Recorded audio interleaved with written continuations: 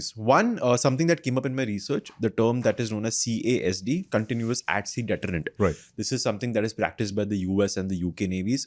In fact, the Royal Navy is supposed to have had one nuclear submarine out at sea in the last 6 decades. Yeah. At least one. The patrol is basically 24/7, 365 days. So essentially, both the countries have one nuclear submarine out at sea at all times, no matter what.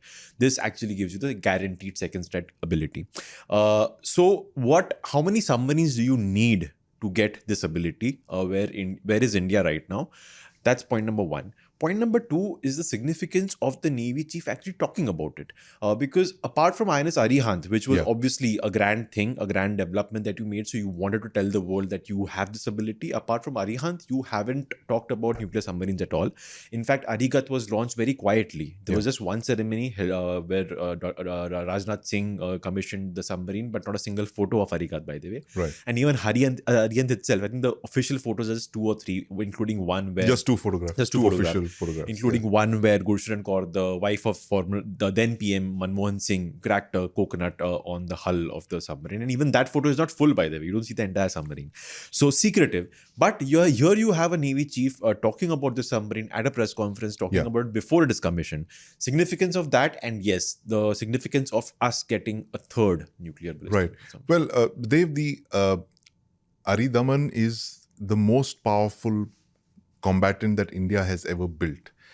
It's a 7,000-ton ballistic missile submarine, which means it displaces more than 7,000 tons.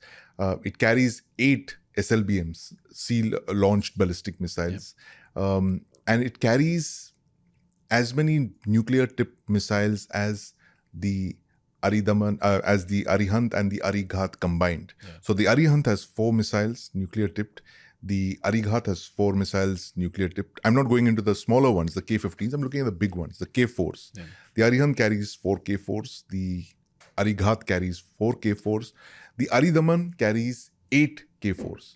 So if you look at it in terms of deterrence, it's a very big number. Because this point about deterrence that you made, CASD, Continuous At-Sea Deterrence, is something that it means that at any given point, you have a certain number of nuclear warheads away from the mainland. So which means that when one of the Arihant-class submarines sails out on patrol, nobody knows where the Arihant is, it will be deemed that there are so many X number of warheads that have sailed out of the Indian mainland, nobody knows where they are.